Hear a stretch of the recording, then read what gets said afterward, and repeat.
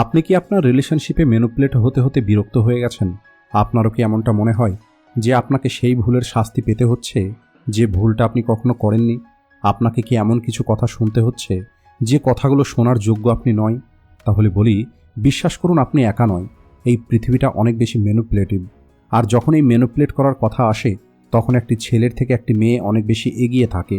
অনেক পুরনো দিনের একটি কথা আছে, আপনি যদি কোনো একটি মানুষের সাথে কোনো কাজ করিয়ে নিতে চান, তাহলে তার স্ত্রীকে আপনার পক্ষে থাকতে হবে।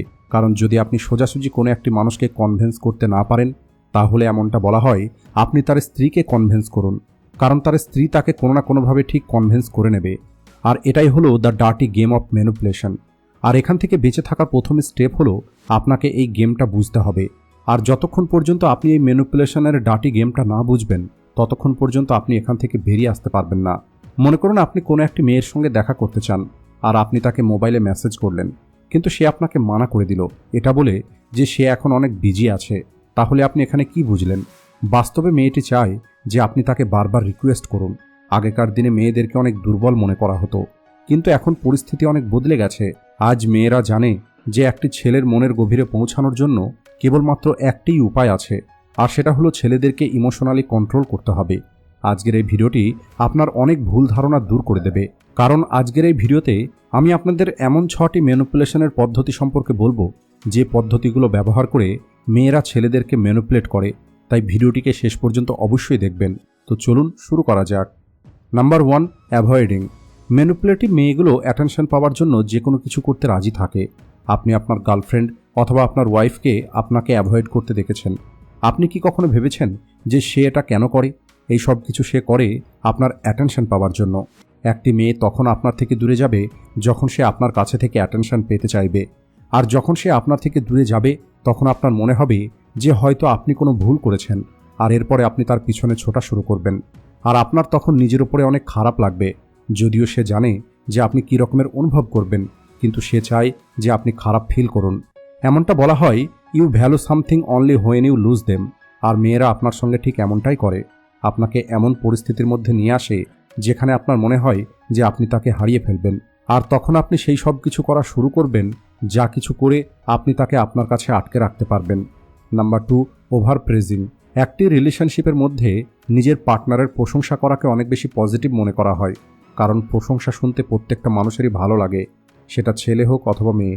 কিন্তু যে মেয়েগুলো ছেলেদেরকে ম্যানিপুলেট করতে চায়, তারা এই কথাটা খুবই ভালো করে জানে। আর এই কারণেই এরা এটা বোঝে, যদি কোনো একটি ছেলের মনের গভীরে পৌঁছাতে হয়, তাহলে তার প্রশংসা করতে হবে। আর এই মেয়েগুলো ঠিক এমনটাই করে, অর্থাৎ এই মেয়েগুলো ছেলেদের প্রয়োজনের অতিরিক্ত প্রশংসা করে, যাতে সামনের ছেলেটি এটা অনুভব করে যে সে হয়তো এই পৃথিবীর সবথেকে স্পেশাল একটি মানুষ। আর এখানেই আপনি ফেঁসে যান। তাই আজকের পরে যখনই কেউ প্রয়োজনের অতিরিক্ত অথবা বিনা কারণে আপনার প্রশংসা করবে, তখন আপনাকে বুঝতে হবে যে এই মানুষটি আপনার কাছে থেকে কোনো না কোনো স্বার্থ পূরণ করতে চায়। আর এটাই একটি ম্যানিপুলেটিভ মেয়ে করে থাকে। এরা আপনার সামনে সাধারণ হয়ে থেকে আপনার এত বেশি প্রশংসা করবে যে আপনি তার কথার জালের মধ্যে ফেঁসে যাবেন। আর যখন একবার আপনি তার কথার জালে ফেঁসে যাবেন, তখন সে আপনার কাছে থেকে এমন কিছু ডিমান্ড করবে যা আপনি মানা করতে পারবেন না। কারণ যদি আপনি তাকে মানা করে দেন, তাহলে তখন আপনার নিজের অনেক বেশি খারাপ লাগবে। তাই আপনাকে সাবধান থাকতে হবে এই সমস্ত মানুষগুলোর থেকে। Number 3, comparison. একটু ম্যানিপুলেটিভ মেয়েকে যদি আপনি হাজারবার মানা করেন, তারপরেও সে নিজের কাজ করিয়ে নেবার জন্য অন্য একটি মানুষের সঙ্গে আপনার তুলনা করবে। সে আপনাকে বারবার এটা ফিল করাবে যে কিভাবে আপনি অন্যদের থেকে পিছিয়ে আছেন, অন্য মানুষগুলো আপনার থেকে কত ভালো। এমনটা করে সে আপনার সেলফ রেসপেক্টকে চ্যালেঞ্জ করে, আর আপনার কাছে ডিমান্ড করে যাতে আপনি তার ডিমান্ড সেইভাবে পূর্ণ করেন যেভাবে অন্য মানুষগুলো তাদের পার্টনারের ডিমান্ড পূর্ণ করছে। উদাহরণ হিসাবে, যদি কোনো একটি মেয়ে ঘুরতে যেতে চায় আর তার হাজব্যান্ড বারবার তাকে মানা করছে, তাহলে তখন সে অন্যের হাজব্যান্ডকে নিজের হাজব্যান্ডের সঙ্গে কম্পেয়ার করা শুরু করবে। আর এরপরে তখন আপনি এটা ভাবতে বাধ্য হবেন, যদি আপনি তাকে নিয়ে না যেতে পারেন, তাহলে মানুষ আপনার পিছনে আপনার সমালোচনা করবে। আর সবশেষে আপনি বাধ্য হয়ে রাজি হয়ে যান। Number 4, crying. প্রতিটা মানুষই ইমোশনাল হয়, আর আমরা নিজেকে তখন অনেক বেশি অপরাধী মনে করি যদি আমাদের কারণে কোনো একটি মানুষ কান্না করে। আর যদি ওই মানুষটা আমাদের প্রিয় কোনো মানুষ হয়, তাহলে তো আমরা সামনের মানুষের কথা মেনে নিতে বাধ্য হই। কিছু মেয়ে এই কান্নাকে ছেলেদেরকে ইমোশনালি কন্ট্রোল করার জন্য ব্যবহার করে। এরা নিজেকে অনেক বেশি দুর্বল এবং অসহায় দেখায়। ম্যানিপুলেটিভ মেয়েগুলো এই টেকনিকটা খুব ভালো করে জানে যে কান্নার সাহায্যে তারা কী কী করতে পারে। আর এই হাতিয়ারটাকে ব্যবহার করতে এরা পিছু পা হয় না। যে মানুষগুলো এটা ভাবে যে ছেলেরা ইমোশনাল হয় না, তারা সম্পূর্ণ ভুল। একটি ছেলেও অনেক বেশি ইমোশনাল হয়, কিন্তু ছেলেরা নিজের ইমোশনকে সামনের মানুষকে দেখায় না। এরা নিজের খুবই স্পেশাল কোনো মানুষের সামনে নিজের মনকে খুলে রাখে। আর এই কারণেই এই সমস্যার কেবল একটিই সমাধান আছে, আর সেটা হলো অ্যাকসেপ্টেন্স। কারণ আপনি এই সমস্যাটার জন্য কোনো কিছুই করতে পারবেন না। আপনি এটা জানেন না যে মেয়েটি আপনার সামনে কান্না করছে সে মনে মনে হাসছে কিনা, নাকি সে সত্যি সত্যি কান্না করছে। তাই যদি আপনার কোনো প্রিয় মানুষ আপনার সামনে কান্না করছে, তাহলে সেটাকে ইমোশনালি না দেখে আপনি সেটাকে লজিক্যালি দেখা শুরু করুন। আপনি ফ্যাক্ট ব্যবহার করে ডিসিশন নিন, আর ইমোশনাল ফুল না হয়ে নিজের ব্রেনকে ব্যবহার করে একটি সঠিক সিদ্ধান্ত নেওয়া শিখুন। Number 5, nickname. আপনি এটা জেনে অবাক হয়ে যাবেন, নাম অ্যাট্রাকশনের মধ্যে একটি বড় ভূমিকা পালন করে। এই কারণে মেয়েরা তাদের বয়ফ্রেন্ডকে কিউট অ্যান্ড ফানি নামে ডেকে থাকে, যেমন হানি, বেবি, ডার্লিং। আর এই নামগুলো এতটাই ইনোসেন্ট হয় যে আপনি শোনার সঙ্গে সঙ্গে ইমোশনাল হয়ে যান। আর তখন আপনার মনে হয় যে সামনের মানুষটি আপনাকে অনেক বেশি ভালোবাসে আর আপনার অনেক বেশি কেয়ার করে। কিন্তু বাস্তবে এই সব কিছু আপনাকে ম্যানিপুলেট করার জন্য ব্যবহার করা হতে পারে।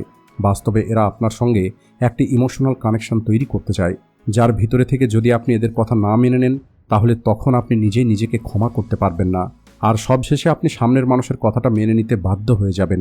Number 6, seduction. বাইবেলের কথা অনুযায়ী 1000টা মানুষ মিলে একটি মানুষকে মাথা নত করাতে পারবে না, কিন্তু আপনি কি জানেন ওই 1000টা মানুষকে একটি মেয়ে মাথা নত করাতে পারে? প্রতিটা ম্যানিপুলেটিভ মেয়ে এটা খুব ভালো করে জানে যে একটি ছেলেকে ইমপ্রেস কিভাবে করতে হবে। এরা খুব ভালো করে জানে ছেলেদের সামনে কিভাবে যেতে হবে, নিজের বডিকে কিভাবে ব্যবহার করতে হবে। মেয়েরা এটা খুব ভালো করে জানে যে ছেলেরা মেয়েদের বডি দেখে নিজেকে কন্ট্রোল করতে পারবে না।